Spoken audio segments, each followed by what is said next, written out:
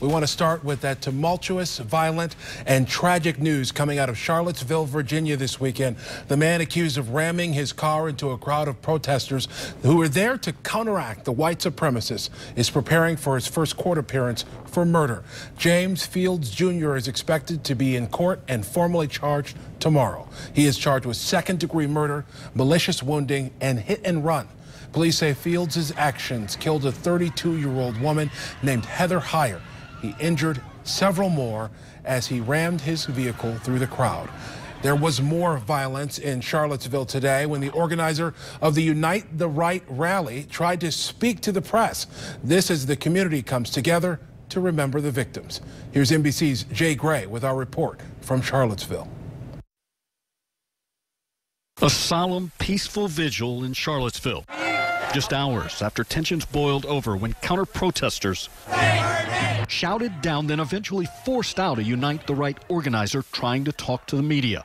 It is the latest in what has been 24 hours of chaos and carnage in Charlottesville after police say 20-year-old James Alex Fields Jr. used his car as a weapon, plowing into a crowd of people protesting a gathering of alt-right, white nationalists and neo-Nazis who had gathered to oppose the removal of a Robert E. Lee statue. 32-year-old Heather Heyer died in the attack. 19 were injured. Brennan Gilmore shot this video as the horror unfolded in front of him. He targeted this crowd very clearly. There's no question of anyone who witnessed it that his intent was to cause a mass casualty incident. Virginia Governor Terry McAuliffe began his Sunday in church, like so many here, searching for help and healing. Let us use hope.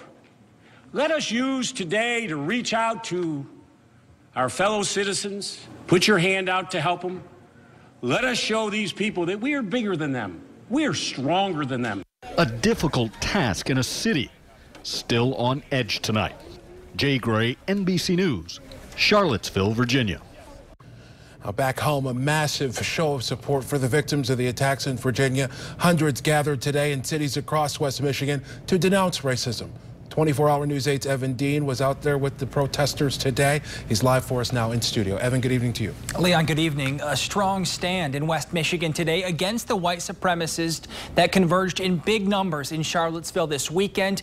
No violence here, but no doubt tension at times as emotions boiled over some 700 miles from the chaos. This is what from the lakeshore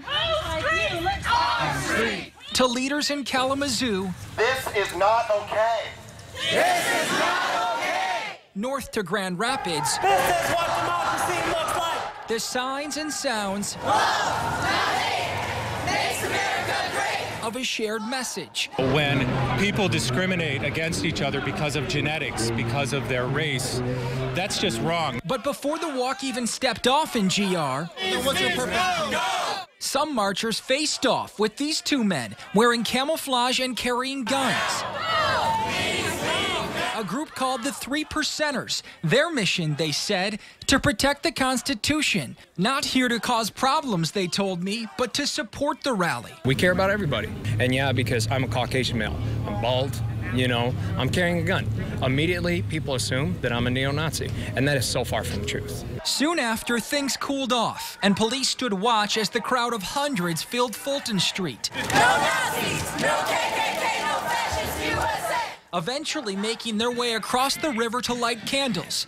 And as hard to miss as the group itself is the political message from many. This after some lawmakers criticized the president for not explicitly rebuking white nationalists. Some accused him of inflaming racial prejudices during his campaign. That view shared by some here too. But perhaps the most powerful words today in a time of tragic division from this young man. Not political, but simple. Let me tell you something. The color of your skin matters less than what's going on in your heart. That is what matters. And tomorrow, more response to the violence in Virginia. A prayer service is being hosted by Madison Church right here in Grand Rapids tomorrow night. Wow, a remarkable reaction, especially when you consider this all just happened. It really unfolded yesterday. Yeah, Leon, it happened yesterday, late morning, and 24 hours from then, people had already organized these rallies, these marches, and their message pretty clear tonight. That's right. Thank you, Evan. A number of politicians have taken exception to how President Donald Trump reacted to what happened in Virginia. Critics saying his remarks yesterday were not strong enough against white supremacy. Republican Representative Justin Amash called him out directly on Twitter, tweeting, "POTUS, America's children are watching. Denounce white nationalists and their evil ideology. They are enemies of liberty and our Constitution," end quote. White House staffers have come out to add to Trump's stance, saying he does indeed denounce white supremacist groups.